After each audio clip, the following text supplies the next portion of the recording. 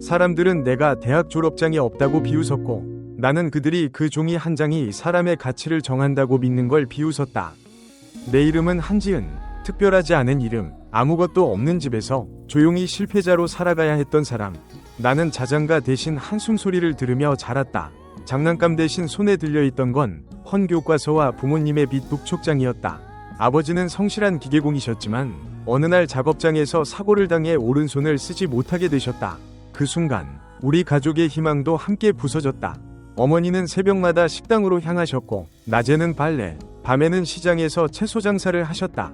단 한 번도 괜찮다고 말하신 적 없는 분이셨다. 나는 3남매의 장녀였다. 감기 한 번 걸릴 수 없었고 이기적인 생각을 해볼 여유조차 없었다. 하지만 그런 지독한 가난 속에서도 내가 자부심을 느낄 수 있었던 건 오직 하나. 지식이었다. 나는 공부를 잘했다. 그럭저럭이 아니라 전국 모의고사에서도 상위권에 들 정도로. 학원은커녕 문제집 한 권도 새 걸 사본 적 없지만 도서관에서 얻어온 낡은 복사본을 수십 번 반복하며 혼자 공부했다. 나에게 공부는 취미가 아니라 탈출구였다. 이 집, 이 동네, 이 삶에서 벗어날 수 있는 유일한 길. 하지만 아무리 잘해도 이길 수 없는 게 있었다. 바로 등록금이었다. 고3 모두가 대학 입시 원서를 쓰던 날 나는 아무 말 없이 원서 봉투를 책상 서랍 깊숙이 넣었다. 그걸 본 담임 선생님이 조용히 말씀하셨다. 지은아, 정말 포기할 거니? 너는 돌 속에 숨겨진 보석 같은 아이야. 빛을 잃게 놔두고 싶지 않구나. 나는 웃었다. 너무 익숙한 포기라. 아프지도 않았다. 선생님은 내 속을 알까? 우리 집엔 오늘 저녁 반찬도 없었고 내 동생은 찢어진 교복을 꿰매 입고 다녔다. 그런 상황에서 꿈이라는 단어는 너무 사치스러웠다. 졸업 후 나는 바로 일을 시작했다. 자격증도 없고 학력도 없던 나에게 남은 건 끈기뿐이었다. 그때 담임 선생님에게서 전화가 왔다. 서울 외곽에 사는 의사 부부가 두 아이를 가르쳐줄 입주 과외 선생님을 찾고 있다는 내용이었다. 학벌보다 마음을 먼저 본대. 너 같은 아이를 찾고 있단다. 그 말을 듣자마자 나는 울어버렸다. 누군가가 내 사람 됨됨이만 보고 기회를 주는 건 처음이었으니까. 강승호 원장님과 유해진 사모님은 처음부터 나를 가족처럼 대해주셨다. 이 집은 내 집이야. 2층 작은 방과 따뜻한 식탁, 아이들이 부르는 지은쌤이라는 목소리는 내게 마법 같았다. 나는 매일 아이들을 가르치며 기본기를 다져주었고 아이들은 내 손을 잡고 점점 성장했다. 그러는 사이 나 역시 상처 입은 마음을 치유받고 있었다. 첫 월급을 받아 부모님께 생활비를 드렸을 때 어머니는 말없이 우셨다. 내가 동생에게 처음으로 새 가방을 사주었을 때 동생은 한참 동안 그것만 안고 잤다. 그 순간 나는 알았다. 내가 드디어 사는 법을 배우고 있다는 걸. 나는 생각했다. 여기서 멈추지 않겠다고. 언젠가 꼭 다시 공부를 시작하겠다고. 누가 뭐라든 내가 부족하다는 말에 움츠리지 않겠다고. 그때는 몰랐다. 이 집에서 시작된 인연이 언젠가 나를 세상의 중심에 세워줄 줄은. 그리고 그날 나를 무시하던 사람들이 내 이름이 적힌 명함 한 장 앞에서 고개를 숙일 줄은. 그 사람은 학창시절 내 유일한 빛이었다. 그리고 오랜 시간이 지난 지금 그 빛이 다시 내 앞에 나타났다. 지은은 강승호 원장 가족과 함께하는 평범한 일상 속에서 처음으로 안정이라는 감정을 느끼고 있었다. 하지만 그 안정감은 생각보다 쉽게 흔들릴 준비가 되어 있었다.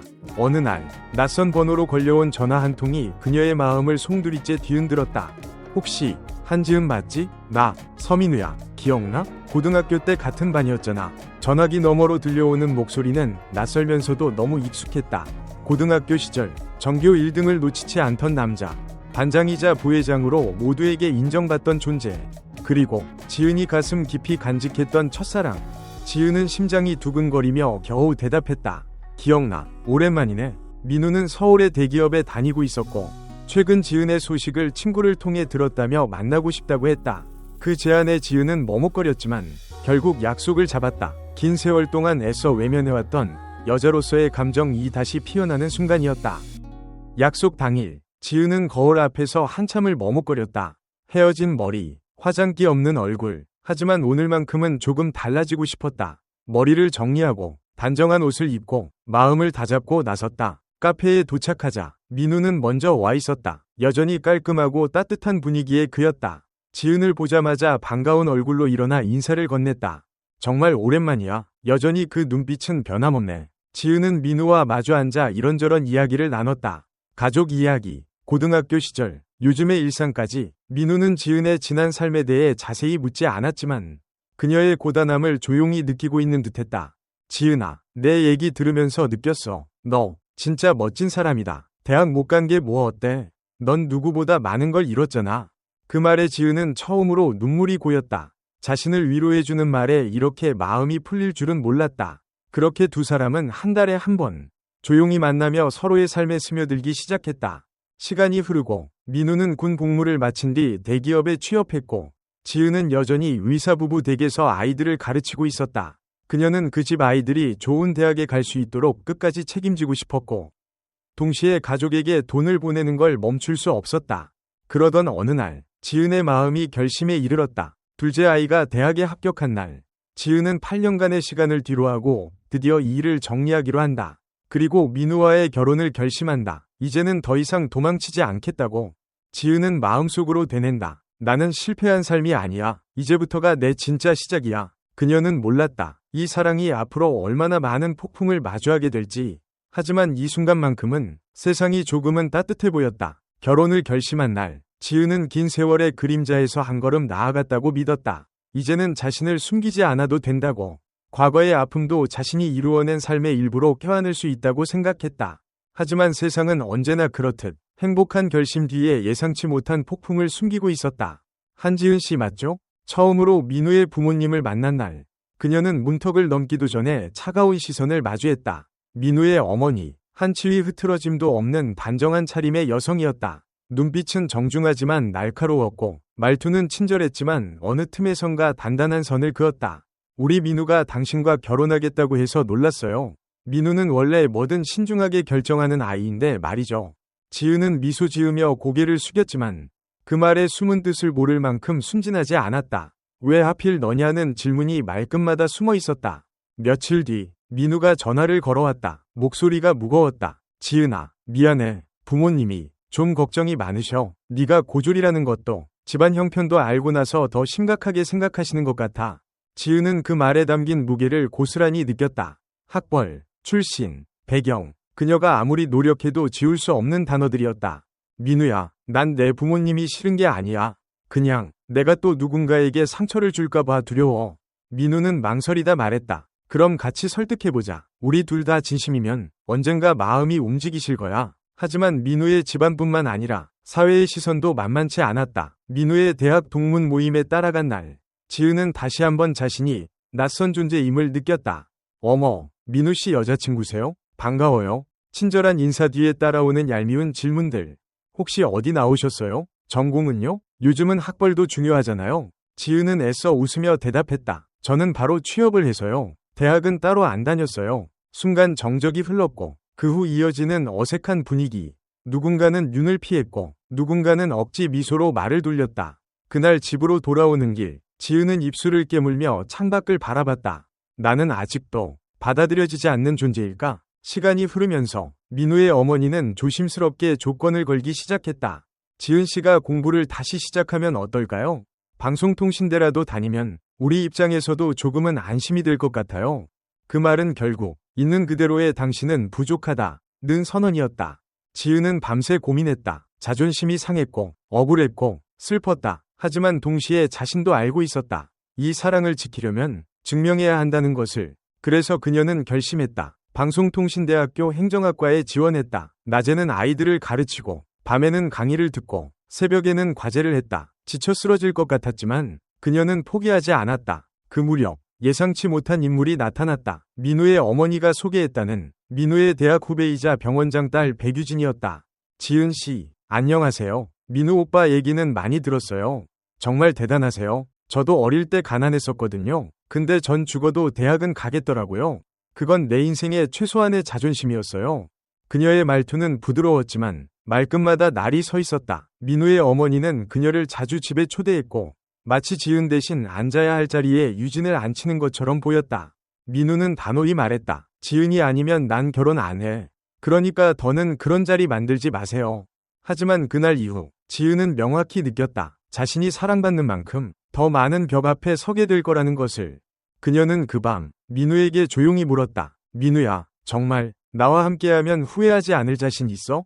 민우는 그녀의 손을 꼭 잡으며 대답했다. 나는 너를 선택한 걸 후회한 적 없어. 그리고 앞으로도 없을 거야. 그러니까 우리 같이 가자. 끝까지. 그 말 한마디가 지은에게 다시 한번 살아갈 용기를 주었다. 하지만 그녀는 몰랐다. 더 큰 폭풍이 이제 막 다가오고 있다는 걸. 그리고 그 폭풍은 그녀가 가장 믿었던 사람에게서 시작될 거란 것도. 시간은 흐르고 방송통신대 학업과 과외일을 병행하던 지은은 점점 더 강해지고 있었다. 새벽까지 과제를 하고도 아침이면 웃으며 아이들을 가르쳤고 부모님께는 여전히 매달 생활비를 보내고 있었다. 민우와의 관계도 굳건해 보였다. 함께한 시간이 쌓이면서 서로에 대한 신뢰도 깊어졌고 두 사람은 함께 살 집을 보기 시작했다. 하지만 고요한 표면 아래에서는 서서히 금이 가고 있었다. 그날도 지은은 강의를 마치고 집으로 돌아오던 중이었다. 피곤함에 눈이 감기려던 순간 휴대전화에 도착한 메시지 하나가 그녀를 멈춰 세웠다. 사진 1장 첨부됨. 민우 오빠랑 유진이 오늘도 단둘이 밥 먹었어요. 물결표. 발신인은 익명이었고 사진 속에는 분명 민우와 백유진이 나란히 앉아 웃으며 식사하는 장면이 담겨 있었다. 지은의 심장은 얼어붙었다. 수많은 가능성이 머리를 스쳤다. 우연일 수도 있고 모임일 수도 있다. 하지만 그날 밤 민우는 야근 때문에 피곤하다. 며 그녀의 전화를 받지 않았다. 며칠 후 지은은 조용히 병원 근처 카페를 찾았다. 그녀가 아무 말 없이 나타나자 민우는 놀란 듯했지만 곧 침착하게 말했다. 그날 유진이랑 그냥 병원에 일이 있어서 잠깐 만난 거야. 괜한 오해하지 마. 하지만 민우의 눈은 흔들리고 있었다. 지은은 애써 고개를 끄덕였지만 마음속에는 의심이 피어나고 있었다. 그날 밤 지은은 오래전 자신이 다짐했던 말을 떠올렸다. 누구든 다시는 날 속이지 못하게 하겠어. 나 자신도 포함해서. 그 이후로 지은은 묵묵히 상황을 지켜보았다. 민우의 핸드폰을 몰래 보지도 않았고 질문하지도 않았다. 대신 기록했다. 민우의 말과 행동의 불일치, 백유진과의 자주 마주침, 그리고 점점 늘어나는 거짓말. 그리고 마침내 진실은 예상보다 빨리 드러났다. 위사부부의 집에서 가족 식사가 있던 날이었다. 지은은 초대받은 손님 중 누군가가 유진과 민우의 관계를 떠보듯 질문하는 걸 들었다. 민우 씨, 요즘 유진 씨랑 정말 자주 보인다면서요? 둘이 사귀는 거 아니냐고 병원에서 말 많던데요. 모든 시선이 민우에게 쏠렸고 민우는 당황한 표정을 감추지 못했다. 그 순간 유진이 옆에서 의미심장하게 웃으며 말했다. 사람들이 괜히 그런 말 하진 않죠. 물결표 서로 통하는 게 있으면 자주 만나게 되잖아요. 지은은 조용히 숟가락을 내려놓았다. 손끝이 차가웠고 심장이 조용히 무너지는 소리를 들었다. 식사 후 지은은 민우를 불러내 따로 이야기했다. 정말이야, 민우야? 날 두고 다른 사람을 만난 거야? 그것도 내 어머니가 마음에 들어하는 사람이랑? 민우는 말없이 그녀를 바라보다가 고개를 떨궜다. 그냥 너무 힘들었어. 우리 관계가 계속 시험받는 것 같고 엄마도 매일 반대하고 그런 상황에서 유진이는 아무 부담 없이 다가오더라고. 편했어. 그 순간 지은은 자신이 모든 걸 잃은 것 같은 기분이 들었다. 가난도, 편견도, 차별도 견뎌냈던 그녀였지만 신뢰의 붕괴는 그 어떤 것보다 아팠다. 며칠이 지나도 민우는 사과하지 않았다. 오히려 회피했고 유진과의 관계를 명확히 정리하지도 않았다. 그러자 지은은 조용히 하지만 단호하게 이별을 고했다. 나는 사랑받기 위해 존재해. 참기 위해 태어난 게 아니야. 그 말과 함께 그녀는 민우에게 마지막으로 작은 상자를 건넸다. 그 안에는 두 사람이 함께 찍은 사진들과 편지가 들어있었다. 편지에는 단 한 줄이 적혀 있었다. 그 어떤 상처보다 나를 배신한 당신을 용서하는 일이 더 어렵더군요. 지은은 다시 혼자가 되었지만 더는 약해지지 않았다. 학교도 계속 다녔고 학점도 우수했다. 오히려 유진과 민우가 자신 없이 얼마나 공허한 관계였는지를 시간은 스스로 증명해 주었다. 그녀는 그렇게 또 한 번 자신을 지켰고 다시 세상을 향해 고개를 들 수 있게 되었다. 이별 후의 삶은 생각보다 조용했다. 어쩌면 너무 조용해서 더 외로웠는지도 모른다. 하지만 지은은 그 고요함 속에서 조금씩 자신을 다시 세우고 있었다. 누군가의 그림자에 가려진 삶이 아닌 오롯이 한지은이라는 이름으로 살아가기 위한 시간이었다.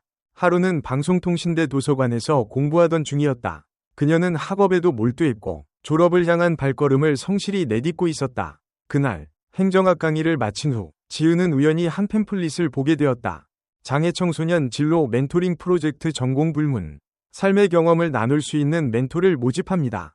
그 문구는 지은의 눈을 단단히 붙잡았다. 전공 불문, 삶의 경험. 그것은 꼭 그녀를 위한 말처럼 느껴졌다. 지은은 주저하지 않고 신청서를 작성했다. 며칠 뒤 프로젝트 담당자에게 연락이 왔다. 그녀의 진솔한 자기소개서와 그간의 경력이 긍정적으로 평가되어 정식 멘토로 선정되었다는 소식이었다. 지은은 오랜만에 가슴이 뛰는 걸 느꼈다. 누군가의 인생에 긍정적인 영향을 줄 수 있다는 사실만으로도 그녀는 새 힘이 솟았다.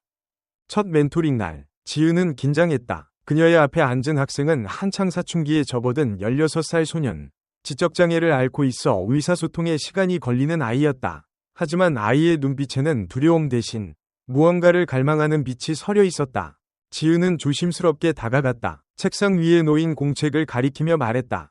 내 이름, 직접 써볼래? 내가 기다릴게. 천천히 해도 괜찮아. 소녀는 머뭇거리며 펜을 들었고, 시간이 걸렸지만 결국 이름 석자를 또박또박 써냈다. 지은은 크게 박수를 치며 웃었다.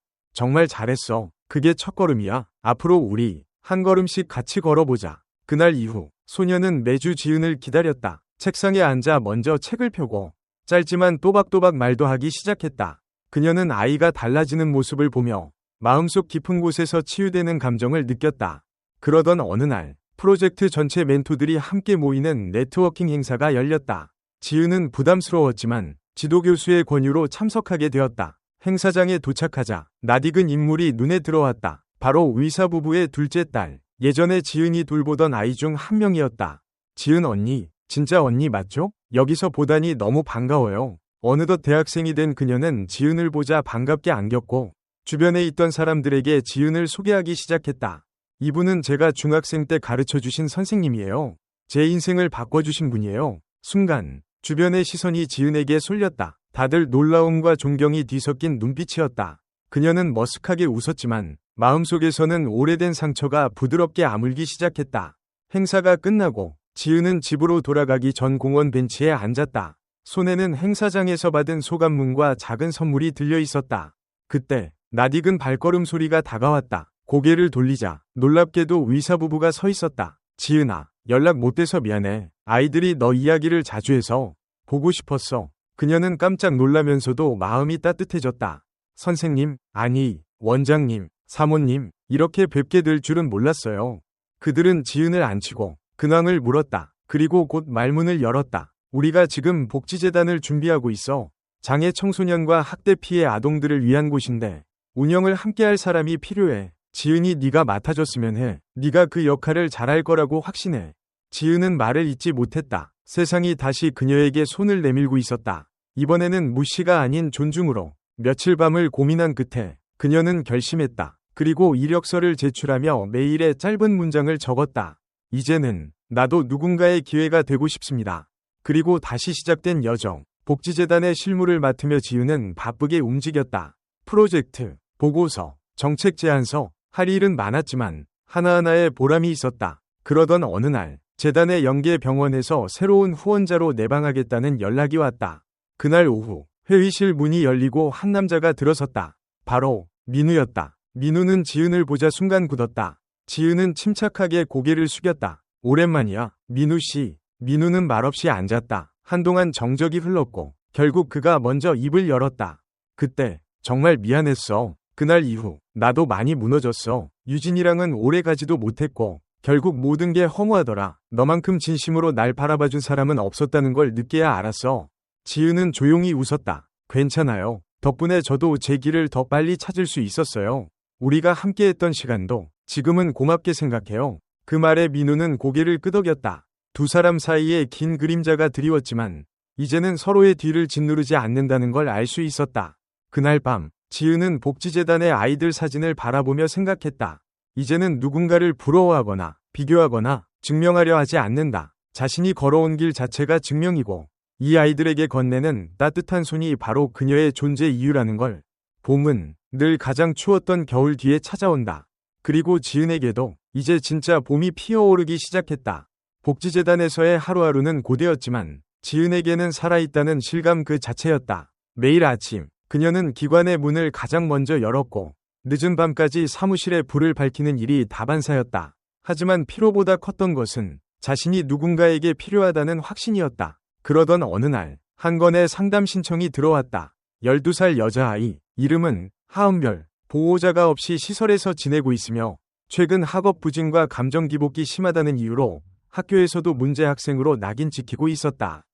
지은은 상담실에서 마주한 아이의 눈을 잊을 수 없었다. 또렷했지만 그 안에는 믿음도 기대도 없었다. 익숙한 눈빛이었다. 과거의 지은, 바로 자신의 모습이었다. 하은별, 혹시 좋아하는 게 있어? 뭐든 괜찮아. 그림, 동물, 혹은 노래. 처음엔 아무 말도 하지 않던 아이는 며칠 뒤 지은에게 조심스레 그림 한 장을 내밀었다. 구겨진 종이에 그려진 건 커다란 나무 아래에서 손을 잡고 있는 두 사람의 모습이었다. 이거, 언니 같아서. 그 말 한마디에 지은은 눈시울이 붉어졌다. 그날 이후 은별이는 매주 한 번씩 지은과 미술 치료 시간을 가졌고 점차 말수도 늘어났다. 다른 아이들보다도 더 자주 안기고 작은 종이에 감정을 꾹꾹 눌러 담아 그려왔다. 그러던 중 한 통이 익명 제보가 복지재단으로 들어왔다.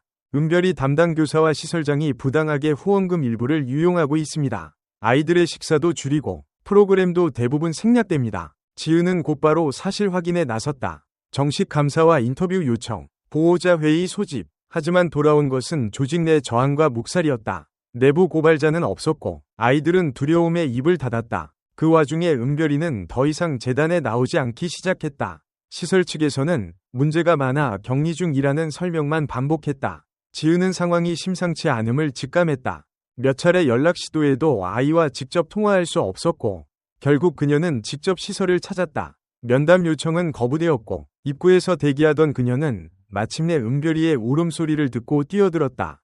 창문 너머로 본 아이는 파랗게 질린 얼굴로 구석에 웅크리고 있었다. 그 순간 지은은 더 이상 참고 있을 수 없었다.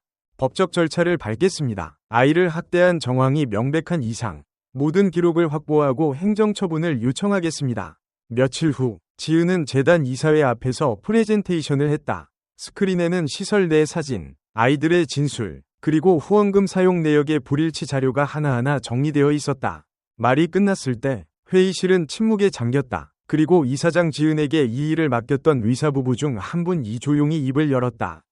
한지은 실장, 아이 하나를 구한다는 건 결국 세상을 바꾸겠다는 각오야. 그 각오, 당신에겐 충분히 있는 것 같군. 그 말은 지은에게 있어 다시금 책임감을 새기는 순간이었다. 결국 해당 시설은 운영정지 처분을 받았고 은별이는 안전한 쉼터로 옮겨졌다. 며칠 뒤 아이는 조용히 지은에게 편지를 건넸다. 나는 이제 다시 꿈을 꿔도 될까요? 지은은 고개를 끄덕이며 아이를 안았다. 그럼 이번엔 너의 차례야. 내가 내 곁에 있을게. 이후 지은은 쉼터의 환경 개선에도 직접 참여하기 시작했다. 급식의 질, 교육 프로그램, 정서 치료 지원까지 체계적으로 바꾸려는 노력이 이어졌다. 그녀는 단순한 실무자에서 아동복지 전문가로 성장하고 있었다. 그녀는 각종 심포지엄에도 참여해 사례를 공유하고 법 개정 청원에도 이름을 올렸다. 현장의 목소리를 전달하고 현장에서 바로 바꾸는 역할. 그것이 지은이 선택한 삶의 방식이었다. 그날 밤 지은은 자신의 책상 앞에 앉아 조용히 일기장을 펼쳤다. 수많은 상처와 배신, 그리고 희망과 회복이 적혀있는 그 책에 오늘 하루의 마지막 문장을 적었다. 나는 다시는 과거로 돌아가지 않는다. 그리고 그 누구도 내 앞에서 고개 숙이지 않게 하겠다. 아이들의 세상은 아직 차갑고 불공정은 여전히 존재한다. 하지만 그 세상 한가운데 한지은이라는 이름이 뿌리내리고 있었다. 그녀는 상처로 인해 무너졌던 과거의 자신을 더 이상 두려워하지 않았다. 이제는 상처를 품고 세상을 바꾸는 존재로 살아가고 있었다. 한지은의 삶은 이제 누군가의 보호자가 아닌 앞서 걸어가는 이정표가 되어가고 있었다. 복지재단에서의 활동은 더욱 확장되었고 지역사회에서도 그녀의 이름은 서서히 신뢰의 상징이 되어가고 있었다. 하지만 바로 그 순간 그녀의 일상에 조용히 균열을 내는 과거가 다시 찾아오기 시작했다. 어느 날 오후 지은은 모처럼 휴일을 맞아 동네 북카페에 들렀다. 따뜻한 차를 마시며 책장을 넘기던 중 익숙한 이름이 담긴 발신자를 보았다. 서민우. 망설였다. 그 이름은 여전히 지은의 마음 어딘가를 찌르는 단단한 돌처럼 남아있었다. 몇 초간 침묵 끝에 그녀는 전화를 받았다. 지은아, 나야. 갑작스럽지만 잠깐 볼 수 있을까? 지은은 대답하지 않고 있었다. 민우는 한참을 기다리더니 조심스레 말을 이었다. 이번엔 정말 제대로 사과하고 싶어. 그리고 너한테 꼭 전해야 할 게 있어. 며칠 후 약속된 장소, 서울 시내의 조용한 카페. 민우는 변함없는 단정한 모습이었지만 그 눈빛엔 피로와 후회가 묻어 있었다. 네가 떠난 후 나도 한동안 무너졌어. 하지만 지켜보면서 알게 됐어. 넌 나보다 훨씬 강하고 아름다운 사람이라는 걸. 지은은 조용히 고개를 끄덕였다. 그녀의 눈빛은 흔들리지 않았다. 다만 예전의 아픔을 껴안은 채 단단해진 표정이었다. 민우는 봉투 하나를 내밀었다. 안에는 병원 후원 계약서, 사본과 새로운 재단 협업 제안서가 담겨 있었다. 네가 하는 일이 얼마나 값진지 알게 됐어. 우리 병원에서 공식적으로 재정 지원을 하고 싶어. 단, 너라면 받아줄 수 있을까 해서 직접 들고 온 거야. 지은은 서류를 조심스레 받아들었다. 그녀는 잠시 생각에 잠겼다. 민우의 진심이 느껴지지 않은 건 아니었다. 하지만 이 제안을 받는 것이 단순한 후원이 아닌 또 다른 선택의 문이 될 수 있음을 직감했다. 그날 밤, 지은은 오랜만에 의사 부부를 찾아가 자문을 구했다. 그들은 지은의 손을 잡고 따뜻하게 말했다. 과거는 과거야. 중요한 건 지금 네가 어떤 사람인가야. 만약 그 선택이 아이들에게 도움이 된다면 그 이상으로 고민할 이유가 있을까? 지은은 다시 한번 자신에게 묻기 시작했다. 감정과 사명 사이, 신뢰와 불안 사이. 며칠 후 재단 이사회 회의에서 그녀는 마이크를 들고 입을 열었다. 과거는 저를 아프게 했지만 그 아픔이 지금의 저를 만들었습니다. 병원 측의 후원 제안을 검토했고 그 안에 진정성이 있다는 것도 느꼈습니다. 하지만 이 선택이 제 자존심이나 개인적 감정보다 아이들에게 더 많은 가능성을 줄 수 있다면 저는 받아들이겠습니다. 박수가 터졌다. 이사진은 만장일치로 후원을 수락하기로 결정했고 복지재단은 드디어 안정적인 예산과 의료 자문 네트워크를 갖추게 되었다. 며칠 후 지은은 은별리와 함께 병원을 찾았다. 진료 후 지은은 병원 로비에서 민우와 다시 마주쳤다. 그는 그녀에게 한 걸음 다가와 조심스레 말했다. 혹시 조금씩이라도 다시 나를 믿어볼 수 있을까? 지은은 고개를 젓지 않았다. 다만 조용히 말했다. 믿음은 시간을 필요로 해. 그 시간을 나 혼자서도 잘 쌓아가고 있었어. 이제는 네가 그 옆에서 함께 걸을 수 있다면 그건 또 다른 이야기겠지. 한지은은 이제 과거를 두려워하지 않았다. 상처는 여전히 있었지만 그 상처는 그녀가 세상을 바꿀 수 있다는 증거였다. 그녀는 다시 한번 일기장을 펼쳤다. 오늘의 마지막 문장. 두려움이 아닌 선택으로 살아간다. 나의 삶은 내가 만든다. 민우와의 만남 이후 지은의 일상은 다시 평온하게 흘러가는 듯했다. 그러나 그녀의 마음은 조금씩 흔들리고 있었다. 단순한 감정이 아닌 함께해온 시간, 부서진 관계 위에 남겨진 정과 책임감이 그녀의 내면을 두드리고 있었다. 어느 날 오후 재단에 뜻밖의 연락이 왔다. 다문화 가정 아동 후원 프로그램에서 지은에게 공동 디렉터 제안을 한 것이었다. 프로그램의 국제 네트워크 확대를 위해 외부 협력 병원과의 연계도 필수였고 민우가 속한 병원은 그 중심에 있었다. 지은은 제안을 곰곰이 들여다보며 생각에 잠겼다. 이제 민우와의 관계는 단순한 개인의 감정을 넘어서 공적 영역에서도 엮이기 시작한 것이다. 이 모든 상황이 그녀에게 무엇을 요구하는지 자문했다. 그녀는 의사 부부에게 다시 조언을 구했다. 지은아, 누군가를 용서한다는 건 그 사람을 위해서가 아니야. 결국 너 자신을 가볍게 해주는 일이야. 그 말은 지은의 마음 한편에 남아있던 거친 감정을 조용히 어루만졌다. 며칠 뒤 지은은 민우에게 전화를 걸었다. 당신과 함께 일할 준비는 되었어요. 다만 이건 과거의 감정이 아닌 지금의 책임감으로 하는 선택이에요. 그걸 이해해줬으면 해요. 민우는 고개를 숙이며 조용히 대답했다. 고마워. 그리고 언젠가 그 감정도 회복될 수 있기를 바래. 그날 이후 두 사람은 이전보다 더 조심스럽게 관계를 쌓아갔다. 업무상의 대화 속에도 서로를 향한 존중과 배려가 묻어났고 때로는 짧은 미소나 눈짓만으로도 마음이 통했다. 지은은 어느 순간 자신이 더 이상 두려움이나 경계심으로 민우를 바라보지 않는다는 사실을 깨달았다. 봄이 다시 찾아왔다. 복지재단에서는 1년에 한 번 열리는 후원자 감사의 밤을 준비 중이었고 지은은 메인 스피커로 무대에 오르게 되었다. 행사 전날 그녀는 연설문 마지막 문장을 아직 쓰지 못한 채 책상 앞에 앉아 있었다. 그때 민우가 보낸 메시지 하나가 도착했다. 내일 널 자랑스럽게 바라볼 거야. 예전엔 말하지 못했지만 지금은 자신있게 말할 수 있어. 넌 내가 만난 사람 중 가장 강한 사람이야. 그 문장을 읽는 순간 지은은 마지막 문장을 조용히 써내려갔다. 진짜 용서란 다시 시작할 수 있는 용기를 서로에게 주는 일이다. 행사 날 무대에 선 지은은 담담한 어조로 연설을 이어갔다. 저는 상처를 안고 살아가는 사람입니다. 그러나 그 상처가 저를 약하게 만들지 않았습니다. 오히려 누군가를 이해하고 안아주는 사람이 되게 해주었습니다. 그리고 오늘 그 힘을 믿어주신 모든 분들께 진심으로 감사드립니다. 박수가 터졌고 행사장을 가득 채운 따뜻한 공기 속에서 지은은 민우와 눈이 마주쳤다. 그는 조용히 고개를 끄덕였다. 그녀는 마음속으로 말했다. 이제 정말 새로운 이야기를 시작할 수 있을 것 같아. 후원자 감사의 밤 이후 지은은 조용히 달라진 일상에 적응하고 있었다. 이전과는 다른 의미의 평온함이었다. 과거의 감정에 매달리기보다 현재의 가능성을 바라보며 살아가는 법을 몸에 익혀가고 있었다. 그리고 무엇보다 행복이라는 단어가 더는 자신과 무관한 꿈처럼 느껴지지 않았다. 복지재단에서는 새로운 프로젝트를 준비 중이었다. 저소득층 가정을 위한, 엄마와 아이를 위한 정서 회복 캠프. 주말 동안 진행되는 이 캠프는 부모와 자녀 간의 신뢰 회복, 놀이치료, 미술치료 등을 통해 가족의 끈을 다시 잇는 것이 목적이었다. 지은은 총괄 기획을 맡게 되었고 준비는 순조롭게 진행되었다. 그러나 캠프 시작을 며칠 앞두고 예상치 못한 문제가 생겼다. 기상악화로 예정되었던 장소에서 진행이 어려워진 것이었다. 대체 장소를 찾기 위해 동분서주하던 지은에게 민우가 조심스럽게 제안했다. 우리 병원 부속 힐링센터 어때? 숲 근처라서 정서 안정에도 좋고 안전관리도 철저해. 지은은 고민했지만 결국 받아들였다. 그리고 캠프는 예상보다 더 성공적으로 진행되었다. 아이들의 웃음소리가 들리고 엄마들의 표정에 여유가 번지며 오랜 시간 얼어붙었던 가족 간의 감정이 서서히 녹아내리는 것을 지켜보며 지은은 뿌듯함을 느꼈다. 캠프 마지막 날, 지은은 숲길을 따라 혼자 걸었다. 그때 조용히 뒤따라오던 민우가 말을 걸었다. 지은아, 나도 이제 내 운명을 다시 쥐고 싶어. 그 안에 너도 있었으면 좋겠어. 지은은 발걸음을 멈췄다. 민우의 말은 단순한 고백이 아니었다. 그것은 오랜 시간 망설이고 후회한 사람이 마침내 내리는 진심의 선택이었다. 민우 씨, 난 더 이상 누군가에게 기대고 싶지 않았어요. 너무 많이 다쳤으니까. 근데 지금은 나 자신도 다시 믿을 수 있게 된 것 같아요.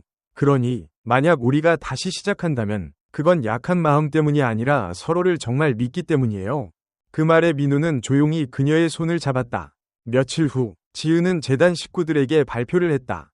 저는 복지재단에서의 역할을 계속 이어가면서 곧 개인적인 인생에서도 하나의 결정을 하게 될 것 같습니다. 새로운 가족의 형태로 서로를 존중하고 지지하며 살아갈 수 있는 삶을 그려보려고 해요.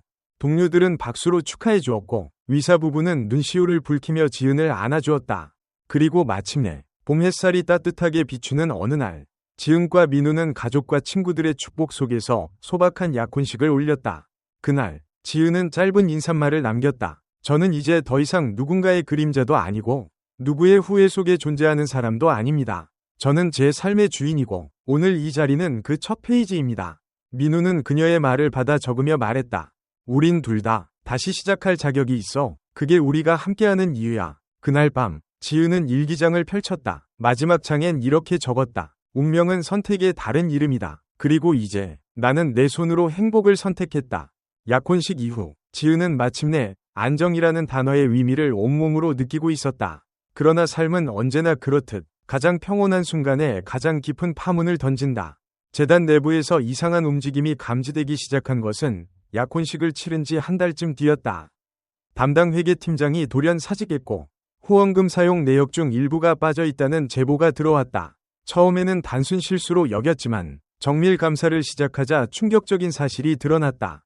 지은이 책임지고 있던 사업 예산 중 일부가 재단 명의로 제3위 외부 법인으로 빠져나간 흔적이 발견된 것이다. 그리고 그 법인의 이사는 민우의 사촌이었다. 이건 조작일 수도 있어요. 확실한 건 제가 직접 확인하겠습니다. 지은은 곧바로 조사를 시작했다. 하지만 관계자들은 입을 닫았고 민우는 그녀를 찾아와 말없이 봉투 하나를 내밀었다. 안에는 해당 법인과 병원 간의 거래 내역서가 들어있었다.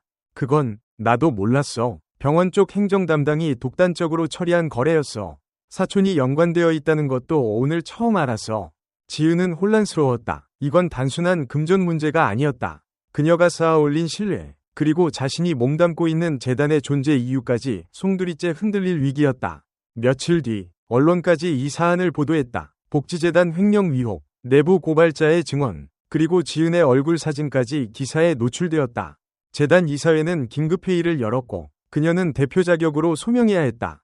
이 모든 과정의 최종 서명자가 당신이라는 것 부정할 수 없지 않습니까? 이사진의 질문에 지은은 고개를 들었다. 흔들리지 않는 눈빛으로 단호하게 말했다. 책임은 제가 지겠습니다. 다만 진실이 밝혀질 때까지 그 누구도 함부로 단죄하지 않길 바랍니다. 저는 물러나지 않겠습니다. 그 이유가 아이들이기 때문입니다. 지은은 외부 감사 요청과 함께 모든 업무 기록을 투명하게 공개했다. 동시에 민우와의 관계도 다시 시험대에 오르게 되었다. 민우 씨, 이번 일로 우리 관계에 대한 대외적 시선도 부담이 될 수 있어요. 괜찮겠어요? 민우는 조용히 그녀의 손을 잡았다. 그때도 말했지. 우린 서로를 믿기로 했다고. 나는 당신이 무너지지 않도록 끝까지 함께할 거야. 진실은 곧 드러났다. 민우의 사촌이 병원 명의를 도용해 거래를 진행했고 재단과 지은은 피해자임이 입증되었다. 언론은 정정보도를 실었고 재단은 오히려 더 많은 지지와 후원을 얻게 되었다. 이 사진은 공식적으로 지은에게 사과했고 그녀의 리더십을 더욱 신뢰하게 되었다. 그날 밤 지은은 민우와 함께 재단 건물 옥상에 올랐다. 서울의 야경이 펼쳐진 그곳에서 그녀는 조용히 말했다. 오늘 깨달았어요. 어떤 사랑은 시험을 통해 진짜가 된다는 걸. 어떤 사명도 위기를 지나야 더욱 단단해진다는 걸. 민우는 그녀를 바라보며 대답했다. 우리 둘 다 그걸 이겨냈잖아. 그러니 이제는 흔들릴 이유도 없겠지. 지은은 고개를 끄덕이며 속으로 말했다. 나는 더 이상 도망치지 않는다. 그리고 이 사랑도 이 길도 지켜낼 것이다. 폭풍 같은 시련을 지나고 재단은 조용한 일상을 되찾았다. 후원자들은 지은의 진정성과 투명한 대처에 감동했고 민우와의 관계도 더 이상 사람들의 입에 오르내리지 않았다. 오히려 두 사람은 재단의 상징이자 회복과 믿음의 이름으로 기억되기 시작했다. 어느 봄날 아침 지은은 재단의 새로운 브랜딩 전략 회의를 준비하며 잠시 창밖을 내다봤다. 햇살이 부드럽게 비추는 거리, 재단 앞에서 아이들과 놀고 있는 자원봉사자들의 웃음소리, 그 모든 것이 하나의 장면처럼 그녀의 마음을 감싸 안았다. 바로 그때 복지부로부터 한 통의 공식 서신이 도착했다. 대한민국 복지인상 수상자 명단에 그녀의 이름이 있었다. 그리고 추천인은 바로 의사부부였다. 지은아, 그 상은 네가 받아야 해. 넌 정말 많은 사람의 삶을 바꿨어. 그중엔 우리도 포함돼. 수상식 날, 지은은 연단 위에서 천천히 마이크를 들었다. 저는 특별한 사람이 아닙니다. 단지 자신을 믿지 않던 시절을 버텨낸 사람이었고 지금은 누군가를 믿어주는 사람으로 살고 있을 뿐입니다. 저 같은 사람이 누군가의 희망이 될 수 있다는 걸 보여주고 싶었습니다. 그 희망을 끝까지 놓지 않게 해준 모든 분들께 이 상을 바칩니다. 그녀의 말에 많은 이들이 눈물을 흘렸고 행사장에 있던 민우는 조용히 그녀의 손을 잡았다. 이번엔 숨기지도 머뭇거리지도 않았다. 그해 가을, 민우와 지은은 소규모의 결혼식을 올렸다. 양가 가족과 재단 식구들, 그리고 그녀가 돌보았던 아이들까지 모두 모여 축하해주는 조용하지만 따뜻한 자리였다. 드레스를 입은 지은은 긴 여정을 마친 사람처럼 평화로운 눈빛으로 민우를 바라봤다. 우리 참 많이 돌아왔죠. 그래도 결국 이 자리에 같이 서 있잖아. 그게 중요해. 결혼 후에도 지은은 재단 활동을 계속 이어갔다. 더 이상 누군가에게 인정받기 위한 노력은 아니었다. 이제 그녀는 자신의 삶을 사랑하고 있었고 사랑하는 이들과 함께하는 하루하루가 기적 같았다. 그리고 마침내 첫눈이 내리던 날 병원 검진 결과를 들은 지은은 민우와 함께 손을 잡고 창밖을 바라보았다. 우리 아이 건강하대요. 민우는 그녀의 어깨를 감싸 안으며 조용히 말했다. 그 아이는 너를 닮겠지. 강하고 따뜻하고 누구보다 믿음직한 사람으로 자랄 거야. 지은은 그날 밤 마지막으로 일기장을 꺼내 한 줄을 남겼다. 상처는 나를 무너뜨리지 않았다. 오히려 나를 완성했다. 그리고 지금 나는 진짜 나로 살아간다. 그녀의 이야기엔 이제 끝이라는 말 대신 새로운 시작이 기다리고 있었다. 폭풍 같은 시련을 지나고 재단은 조용한 일상을 되찾았다. 후원자들은 지은의 진정성과 투명한 대처에 감동했고 민우와의 관계도 더 이상 사람들의 입에 오르내리지 않았다. 오히려 두 사람은 재단의 상징이자 회복과 믿음의 이름으로 기억되기 시작했다. 어느 봄날 아침, 지은은 재단의 새로운 브랜딩 전략 회의를 준비하며 잠시 창밖을 내다봤다. 햇살이 부드럽게 비추는 거리, 재단 앞에서 아이들과 놀고 있는 자원봉사자들의 웃음소리, 그 모든 것이 하나의 장면처럼 그녀의 마음을 감싸 안았다. 바로 그때 복지부로부터 한 통의 공식 서신이 도착했다. 대한민국 복지인상 수상자 명단에 그녀의 이름이 있었다. 그리고 추천인은 바로 의사부부였다. 지은아, 그 상은 네가 받아야 해. 넌 정말 많은 사람의 삶을 바꿨어. 그중엔 우리도 포함돼. 수상식 날, 지은은 연단 위에서 천천히 마이크를 들었다. 저는 특별한 사람이 아닙니다. 단지 자신을 믿지 않던 시절을 버텨낸 사람이었고 지금은 누군가를 믿어주는 사람으로 살고 있을 뿐입니다. 저 같은 사람이 누군가의 희망이 될 수 있다는 걸 보여주고 싶었습니다. 그 희망을 끝까지 놓지 않게 해준 모든 분들께 이 상을 바칩니다. 그녀의 말에 많은 이들이 눈물을 흘렸고 행사장에 있던 민우는 조용히 그녀의 손을 잡았다. 이번엔 숨기지도 머뭇거리지도 않았다. 그해 가을, 민우와 지은은 소규모의 결혼식을 올렸다. 양가 가족과 재단 식구들, 그리고 그녀가 돌보았던 아이들까지 모두 모여 축하해주는 조용하지만 따뜻한 자리였다. 드레스를 입은 지은은 긴 여정을 마친 사람처럼 평화로운 눈빛으로 민우를 바라봤다. 우리 참 많이 돌아왔죠? 그래도 결국 이 자리에 같이 서 있잖아. 그게 중요해. 결혼 후에도 지은은 재단 활동을 계속 이어갔다. 더 이상 누군가에게 인정받기 위한 노력은 아니었다. 이제 그녀는 자신의 삶을 사랑하고 있었고 사랑하는 이들과 함께하는 하루하루가 기적 같았다. 그리고 마침내 첫눈이 내리던 날 병원 검진 결과를 들은 지은은 민우와 함께 손을 잡고 창밖을 바라보았다. 우리 아이 건강하대요. 민우는 그녀의 어깨를 감싸 안으며 조용히 말했다. 그 아이는 너를 닮겠지. 강하고 따뜻하고 누구보다 믿음직한 사람으로 자랄 거야. 지은은 그날 밤 마지막으로 일기장을 꺼내 한 줄을 남겼다. 상처는 나를 무너뜨리지 않았다. 오히려 나를 완성했다. 그리고 지금 나는 진짜 나로 살아간다. 그녀의 이야기엔 이제 끝이라는 말 대신 새로운 시작이 기다리고 있었다. 이 뜻깊은 이야기를 들어주셔서 진심으로 감사합니다. 여러분의 소중한 의견을 댓글로 남겨주세요. 매일 밤 이야기 하나 채널을 구독하시면 삶 속에 더 많은 의미와 따뜻한 이야기들을 만나실 수 있습니다.